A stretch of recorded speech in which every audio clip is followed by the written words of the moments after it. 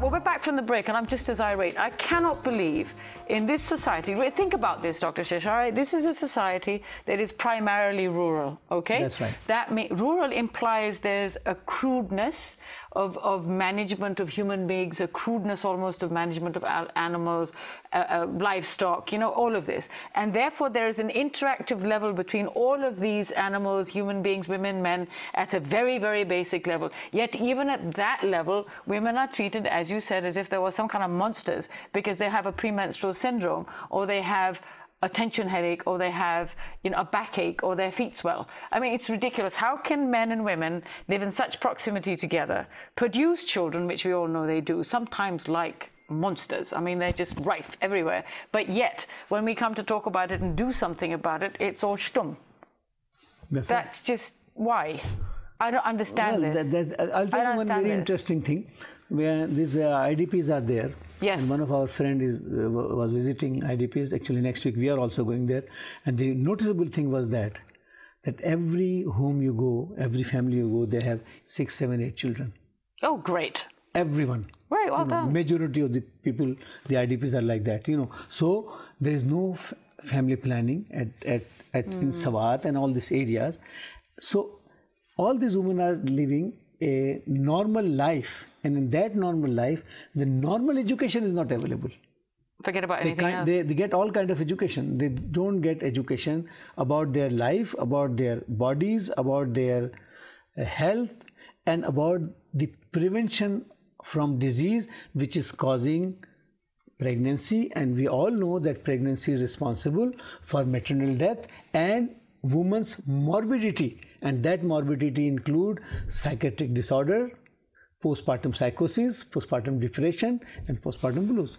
And you remember, postpartum psychosis can cause maternal death. These women kill themselves.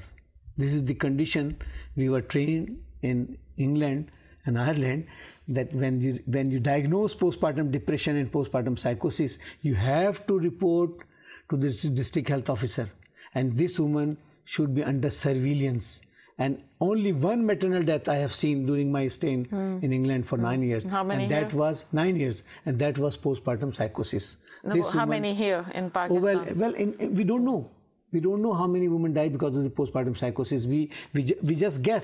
This woman who did the suicide, and she came in front of the train and she jumped herself in some well after pregnancy, most likely it is the condition caused by the postpartum psychosis. It just seems a good unfair, psychiatrist will tell you that how many times he or she sees a woman with the history of pregnancy and psychiatric disorder. It's definitely there. Definitely there. And the problem is we are not taking care of that woman because of our system or whatever it is. I mean, we all know in our families, if the woman after the pregnancy, if the woman behave some strangely, what is the what family does?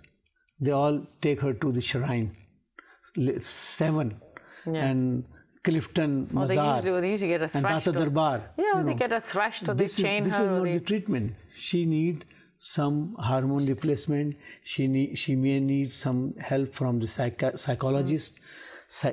She may need some psychiatric drug, and there are some good drugs available. And I'm sure there are, but you know, at the end of the day, all this treatment and even this prevention to a degree that you're talking about is available to people who are privileged.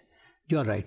It is not available to those who are underprivileged, and it is the underprivileged and the downtrodden, and in Pakistan that target tends to be women and children because they go undefended. There is nothing in the law to defend them, and there is nothing in terms of accountability to defend them. How are they supposed to do this? How can they achieve this? I mean, I've often thought about this as a privileged person in this society, and I am, and I make no bones about this, and I'm not going to excuse that or defend it. I spend a lot of my time when I'm doing fundraising for welfare wondering, you know, how can we change this? How can I, as an educated person, knowing all of this, impact on a rural situation? I'll give you an example. I know of a domestic staff member, if you like, who has 5 children, 3 sons, 2 daughters. The 3 sons regularly get sick and come to the city to get treated. In 15 years, I've never seen the daughter. You cannot tell me that in 15 years, those daughters never got colds and coughs. Listen, unfortunately... How do you change that? And it doesn't matter what I say to him. He's not going to bring them to the city. Yeah, unfortunately, the answer is not good for you. Oh, really? You are asking me how to make change. Unfortunately, you and me will not be able to change the whole system. No, I'm not asking to change the whole system. Can I make a dent on 3 lives, please, in my lifetime? I want to change 3 lives so that when they go back to their villages and their homes, they impact on 3 more. That's Can right. I do that? Because it doesn't seem to me I'm achieving even that. Well, I mean, you can do for these 3 lives, but as a whole, this is the duty of the government, isn't it? Providing basic and primary health care. Well, we all know what our government's like. Well, and we have to pressurize the government like. because you can't do it, I can't do it. It is not our... even with all our intention, with all our force, we cannot do it. It's not possible. Because health care and education is the duty of the government. It's a domain. And the government should do it. You know, and the civil society who fights for so many strange causes, they should fight for the health and education. If you are educated, believe me, 50% health problems are solved. And if you are educated and aware, you will be able to diagnose, even without a lot of education, about this minor problem in your family, and you will go for the help. And then we should pressurize the government to provide this basic kind of help. We don't need these hi-fi doctors. No, you don't. You need basic counseling. Basic counselors. You just need basic counseling. Graduation in psychology. That's it. That's all you need. MBBS doctor trained in basic psychiatry. Actually, my very children. Simple things. You know, actually, my children could go and do this. That's based on their class 9 textbook. And for that purpose, the government should have a plan. But government has no time for this planning, because government is busy in different things, and civil society is busy in things like we should support IDPs and we should not support IDPs. We should support the drone attacks or we should not support the drone attacks. We should fight the war against terror and we should not fight the war against terror. This is not the issue. The issue is education and health, and we should pursue our government. You should provide basic education, primary education, basic health care and primary health care. And when you provide these things, these fundamentalists and these fanatics, they all will go, because education solves all problems. There's no space for that. The vacuum is filled. There's no space for that. Well, thank you.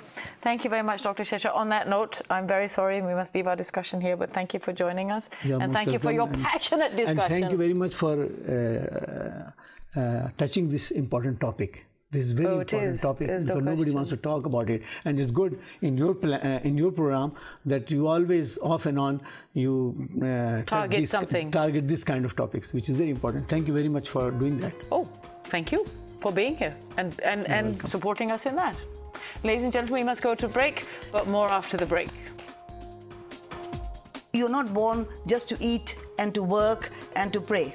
You're also supposed to enjoy. You said that 80% of women's mental health well-being in Pakistan depends on the relationship with their in-laws, primarily the mother-in-law. How many of us in this world today are enjoying life to the fullest? And that's where the concept of mental health comes. A mother-in-law is a female. You are a female, I am a female, right?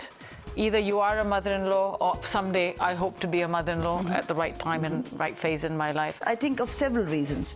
I think economic reasons, number one. Number two, most of these women, the women problems, is that they're housewives.